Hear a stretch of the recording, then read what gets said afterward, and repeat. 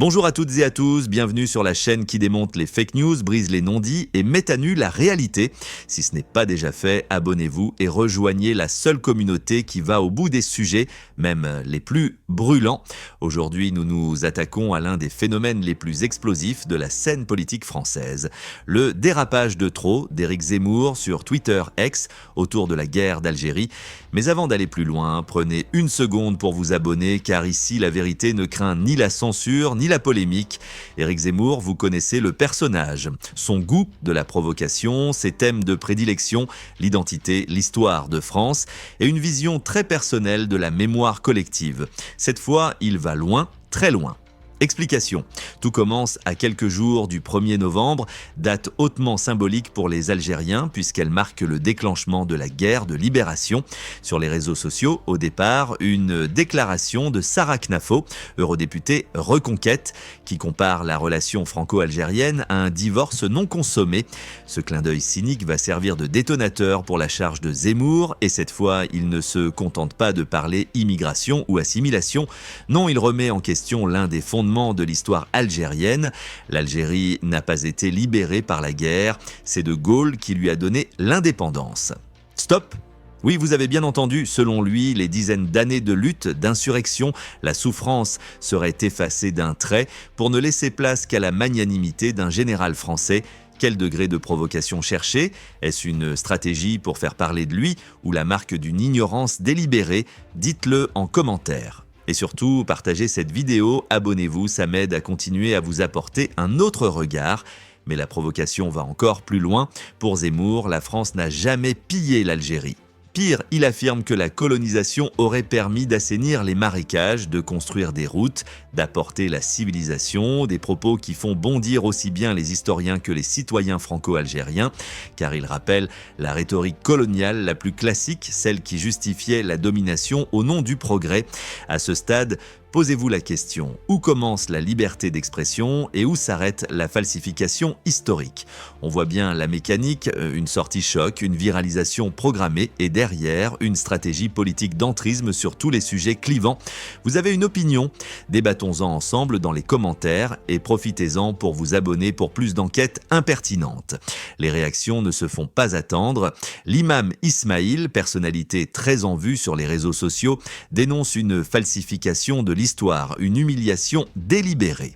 De l'autre côté, des historiens rappellent que l'indépendance a été arrachée de haute lutte après une guerre féroce, plus de 400 000 morts selon certaines estimations, des décennies de résistance populaire, la mobilisation nationale, les massacres, les négociations jusqu'aux accords d'Évian de 1962. Nier cela, c'est nier la dignité d'un peuple entier. Vous êtes choqués, sceptiques? Exprimez-vous, ici, vos avis comptent vraiment. Et souvenez-vous, chaque abonnement, c'est un soutien à l'analyse indépendante. De fait, ce type de discours n'est pas anodin. Il arrive dans un contexte de tensions identitaires, de crispations mémorielles et de guerres symboliques sur ce que doit être la vraie histoire de France. Qu'espèrent ces provocations? Rallier une base nostalgique du temps des colonies, détourner le débat des vrais enjeux sociaux ou simplement créer un écran de fumée? Mais ce buzz a un coût. Si on laisse passer sans réagir, c'est la porte ouverte à toutes les falsifications, d'où l'intérêt de s'abonner à cette chaîne. Ici, on débusque chaque manipulation, chaque tentative de réécriture. L'affaire prend une ampleur nationale. La classe politique hésite entre l'embarras et la condamnation. Les médias relaient, parfois dans la confusion la plus totale, la parole de Zemmour, contribuant à amplifier la polémique. Mais au-delà du spectacle, ce qu'il faut questionner, c'est la stratégie. À force de jouer avec la provocation, jusqu'où ira-t-il? Pour le savoir, restez branchés, abonnez-vous et activez la cloche, car la suite promet d'être encore plus explosive. Revenons un peu à la réalité. L'indépendance algérienne, ce n'est ni un cadeau, ni un arrangement, c'est une victoire arrachée dans la douleur. Les spécialistes insistent, chiffres à l'appui, une guerre qui a duré de 1954 à 1962, des centaines de milliers de morts, des pans entiers de la population déplacée, une société algérienne profondément fracturée. Oublier cela ou le nier, c'est insulter la mémoire collective et trahir le devoir de vérité. Si vous défendez la mémoire, si vous pensez qu'il ne faut rien laisser passer, abonnez-vous. Chaque clic, chaque cloche, c'est un obstacle de plus à la désinformation. Mais le plus grave dans ce dérapage, c'est qu'il n'est pas isolé. Il fait partie d'une stratégie bien rodée, occuper le terrain médiatique, forcer la discussion sur des bases biaisées, pousser à la radicalisation du débat public. Ça vous dérange ? Faites-le savoir, pouce bleu, abonnement, partage, chaque geste compte pour soutenir une parole authentique. Face à la viralité négative, il existe une riposte. La lucidité, la nuance, le débat argumenté. Cette chaîne s'engage à toujours donner la parole à la pluralité des points de vue sans tabou.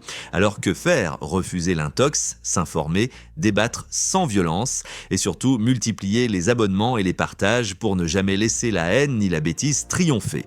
Vous hésitez encore ? Faites le test. Cliquez sur s'abonner, testez nos analyses 3 semaines et voyez la différence.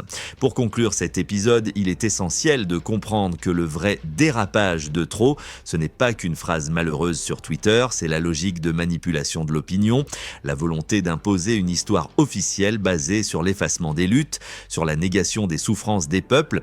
Mais ici, sur cette chaîne, on ne laissera rien passer.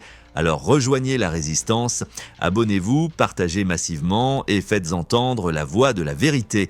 C'est ensemble, grâce à votre soutien, que la mémoire prendra le dessus sur les récits déformés. Merci à toutes et à tous d'avoir suivi cette longue enquête. N'oubliez pas, chaque abonnement est un acte de résistance, chaque like une pierre à l'édifice de la vérité. Restez fidèles, la prochaine vidéo arrive très vite et elle promet, elle aussi, de faire tomber beaucoup de masques. À très bientôt, ici même.